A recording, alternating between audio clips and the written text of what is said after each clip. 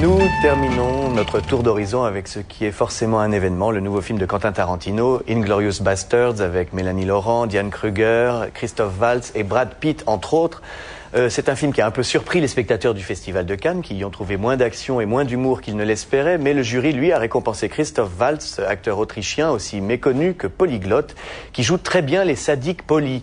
Quant à l'histoire, c'est celle d'une jeune femme juive qui exploite un cinéma à Paris pendant l'occupation et d'un commando de soldats américains, juifs eux aussi, qui s'en prennent aux dignitaires du Troisième Reich. Le plus étonnant, c'est la façon totalement irrespectueuse dont Tarantino traite une histoire aussi officielle que celle-là. Non, Philippe? Oui, bah c'est exactement ce que vous dites. C'est-à-dire que ce qui fait plaisir, c'est de voir comment il rentre à bras-le-corps dans un genre qu'est le film de guerre. Alors on s'attendait à voir une espèce de mélange de Castellari, de bis italien et de Robert Aldrich, des 12 salopards, et on s'aperçoit que le film c'est tout autre chose, parce qu'il y a l'histoire des bastards, et puis il y a cette histoire de Mélanie Laurent qui, dans la séquence d'ouverture, échappe. Elle est la seule de sa famille à échapper au massacre donc par le méchant chasseur de nazis, et qui va vouloir...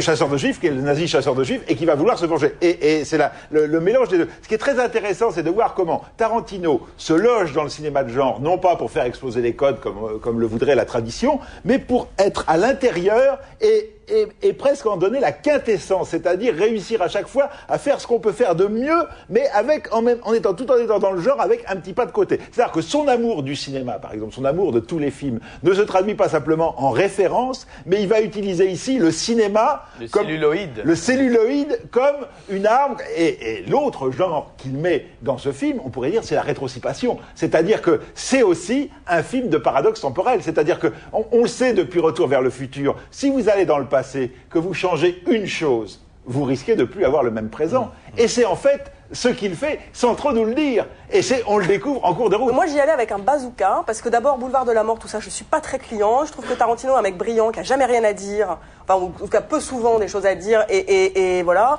Et je me disais, la Deuxième Guerre mondiale, la Shoah, je vais pas pouvoir, ça va pas être possible. L'intelligence du film, et il le dit, je l'ai lu dans une interview, il dit ça pourrait être un épisode de Star Trek. Et à partir du moment où on accepte ça, où on fait ce pacte-là, c'est délirant. et on va dans cette croyance, c'est-à-dire le film commence par « Il était une fois dans la France occupée par les nazis ». Si tu n'acceptes pas ce postulat, tu vas trouver le film infect. Si tu joues ce jeu-là, c'est un film qui dit quoi? C'est un film qui dit que le cinéma, c'est tellement mieux que la vie que, voilà, tu peux rêver l'histoire, tu peux tout imaginer, tu peux... tu peux gagner la guerre avec le cinéma. Ça paraît naïf, etc. Je trouve que la démonstration est brillante. Moi, ça m'a passionné de bout en bout. Je sais qu'on lui reproche tout, d'être long, d'étirer les scènes à l'infini, d'être extrêmement dialogué. Moi, je me suis pas ennuyée une microseconde.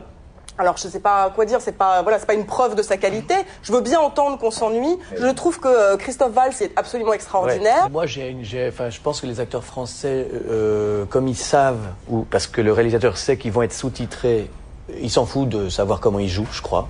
Il y a un petit problème. Moi, je trouve que Mélanie Laurent est très bien. Je trouve dur avec... Alors oui, ce qu'on peut dire aux gens, quand même, qui vont être très étonnés par ça, c'est un film dans lequel les Allemands parlent l'allemand, les Américains parlent l'américain. Valkyrie raconte une histoire vraie, sauf que Tom Cruise parle anglais alors qu'il joue un général allemand. Là, il y a une espèce de minutie incroyable dans les dialogues, tout le monde parle dans sa langue, se retraduit, il y a des variations, il y a des choses sur les accents et des choses ça, pour une histoire qui est effectivement totalement abracadabrante et qui n'est absolument pas cautionnée par la vérité, enfin qui n'est basée sur aucune vérité historique, ce qui est assez rare dans le cinéma d'aujourd'hui. Moi, je suis sidéré par l'audace de Tarantino et la manière dont il livre des films sur lesquels effectivement il y a une attente incroyable et ça ne ressemble à rien. Ça ressemble à peine à un film, c'est effectivement des séquences mises bout à bout avec certaines qui sont très longues, incroyablement dialoguées, avec une science des dialogues, un sens du timing, un sens des répliques formidables.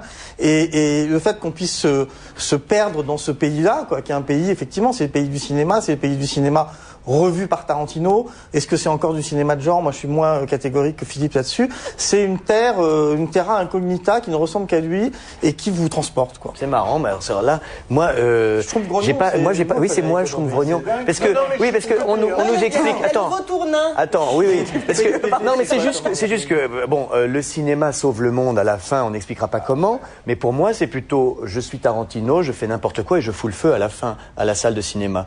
Non, Xavier? Ah bah, je suis Tarantino, tilt de la première à la dernière image, on est bien d'accord. Au blind test, vous fuiriez tous quand même la salle en vous demandant de quoi vous êtes tombé. Enfin, moi, je dois être contaminé par la standardisation de Pixar, sans doute, voilà.